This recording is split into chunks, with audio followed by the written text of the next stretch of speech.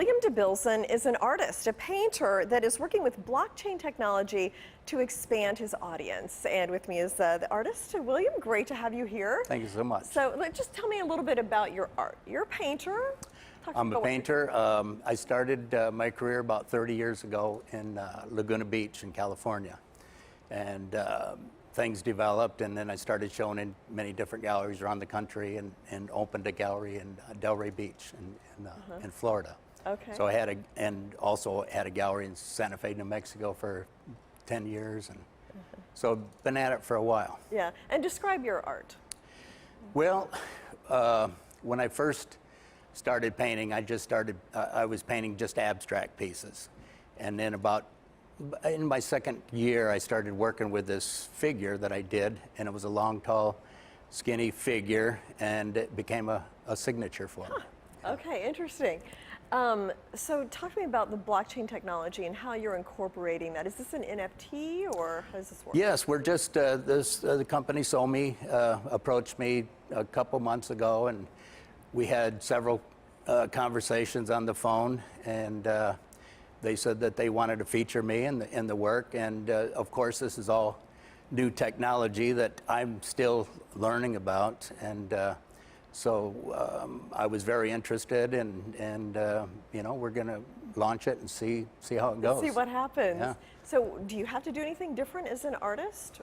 Well, you know, fortunately, it's all based on digital work. So I have a huge library of work over the past 30 years. And, you know, so they asked for, I think it was like 10 to 15 different images.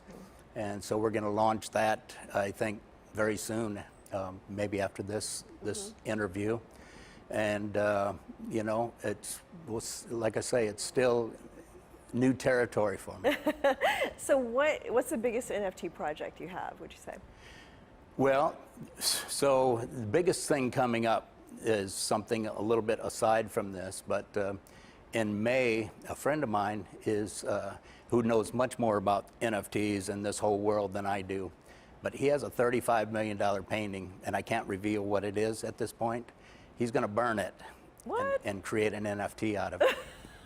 So that shows you, you know, his confidence in where NFTs are going, and my goodness, you know, well, it's pretty ballsy for him to do something like that. Right. Well, and you know, let me know when that happens, because that would be an yeah, that'll be.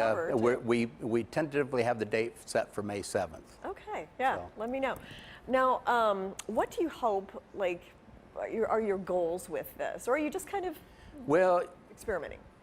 It's kind of an experiment.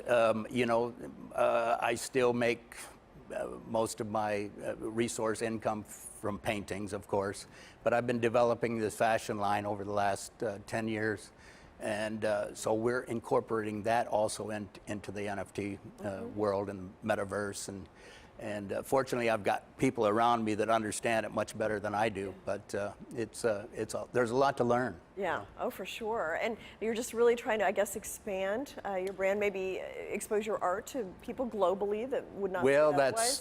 that's you know, what most artists try to do. So fortunately, it's worked out for me well, and I've reached a level of success that I never thought I'd be able to when I first started painting. But so hopefully this will bring another, you know. Well, that's actually a good point, because there aren't too many people who can make a living painting, right? It's, you know, I get asked all the time from people that are starting their careers in art, and what does it take, and it's a long process. It's kind of, I often refer it to like a musician that has to learn how to play guitar, whatever it is. You have to put hours and hours and time into it, dedication, hard work that it takes to do it, and it just doesn't.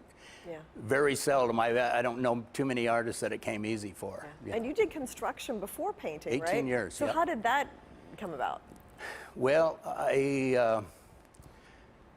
I did construction for 18 years. In my younger years, I knew that I had a creative side to me, but I didn't know how to really let that out. So I tried college a couple times. I wanted to go into the fashion world, and I wasn't cut out for the the academic part of it, going to school.